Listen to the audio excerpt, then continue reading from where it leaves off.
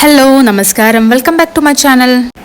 അങ്ങനെ നമ്മളുടെ ഡിസംബർ എക്സാമിന് വേണ്ടിയിട്ടുള്ള ടെൻറ്റേറ്റീവ് ഡേറ്റ് ഷീറ്റ് വന്നിട്ടുണ്ട്. അപ്പോൾ നമ്മളുടെ എക്സാം സ്റ്റാർട്ട് ചെയ്യുന്നത് ഡിസംബർ 2 മുതലാണ്. ഡിസംബർ 2 മുതൽ ജാനുവരി 9 വരെയാണ് നമ്മളുടെ ഇപ്പോഴത്തെ എക്സാം ഡേറ്റ് എന്ന് പറയുന്നത്.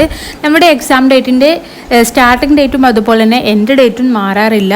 അതിന് ഇടയിലുള്ള സബ്ജക്റ്റ് അപ്പുറം ഇപ്പുറം മാറിയിട്ടുണ്ടാവും എന്ന് മാത്രമേ ഉണ്ടാകാറുള്ളൂ. ഇപ്പോൾ നമ്മളുടെ എക്സാമിന് രജിസ്റ്റർ ചെയ്യുമ്പോൾ പലർക്കുമുള്ള ഒരു ഡൗട്ടാണ് ABC ID കമ്പൽസറി ആണോ എന്നുള്ളത്.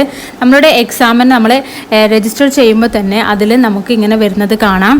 The students are required to create ABC ID while filling the term and examination form എന്ന് കാണാം. അതായത് നമ്മളുടെ term and examination form fill ചെയ്യുമ്പോൾ നമ്മളുടെ ABC ID ഉള്ള 12 ഡിജിറ്റ് നമുക്ക് എഴുതേണ്ടതുണ്ട്. ഇനി അഥവാ നമ്മൾ ABC ID ക്രിയേറ്റ് ചെയ്തിട്ടില്ല എങ്കിൽ നമ്മളുടെ റിസൾട്ടിനെ ഇത് ബാധിക്കുമെന്ന് കൃത്യമായിട്ട് ഇതിൽ പറയുന്നുണ്ട്. ABC ID എന്ന് പറഞ്ഞാൽ അക്കാഡമിക് ബാങ്ക് ഓഫ് ക്രെഡിറ്റ്. അതായത് നമ്മൾ ഇതുവരെ പഠിച്ചിട്ടുള്ള എല്ലാ കോഴ്സിൻ്റെയും ഡീറ്റെയിൽസ് ആഡ് ചെയ്ത് സൂക്ഷിക്കുന്ന ഒരു ഡിജി ലോക്കറാണ് ഈ ഒരു ABC ID എന്ന് പറയുന്നത്. ഇതിന് നമുക്കൊരു 12 ഡിജിറ്റ് കോഡാണ് ഉണ്ടായിരിക്കുക. ഈ ഒരു കോഡാണ് നമ്മളുടെ എക്സാം ഫോമിൽ നമുക്ക് ഫില്ല് ചെയ്യേണ്ടതുള്ളത്. അതുപോലെ തന്നെ ഇത് എന്തിനാണ് യൂസ് ചെയ്യുന്നത് വെച്ചാൽ നമ്മളുടെ അക്കാഡമിക് റെക്കോർഡ് വെരിഫൈ ഈസിയാക്കാൻ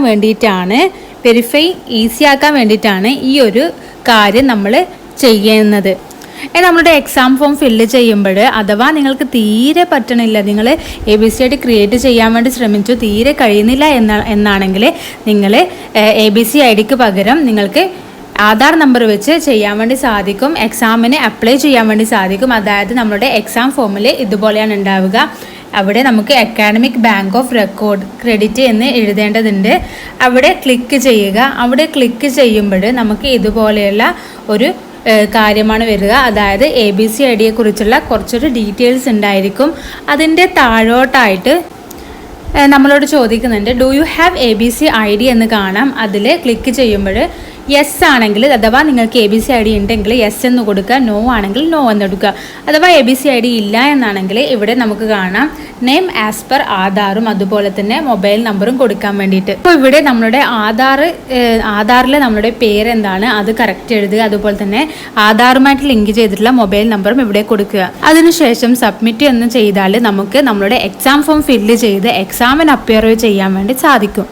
എന്നാൽ ഇവിടെ കൃത്യമായിട്ട് നമ്മളോട് പറഞ്ഞിട്ടുണ്ട് മാൻഡേറ്ററി ആണ് എന്ന് പറഞ്ഞിട്ടുണ്ട്. അതുകൊണ്ട് തന്നെ നിങ്ങൾക്ക് പറ്റുമെങ്കിൽ എന്തായാലും ABC ID നിർമ്മിച്ചതിന് ശേഷം മാത്രം നിങ്ങളുടെ എക്സാം ഫോം ഫില്ല് ചെയ്യുക.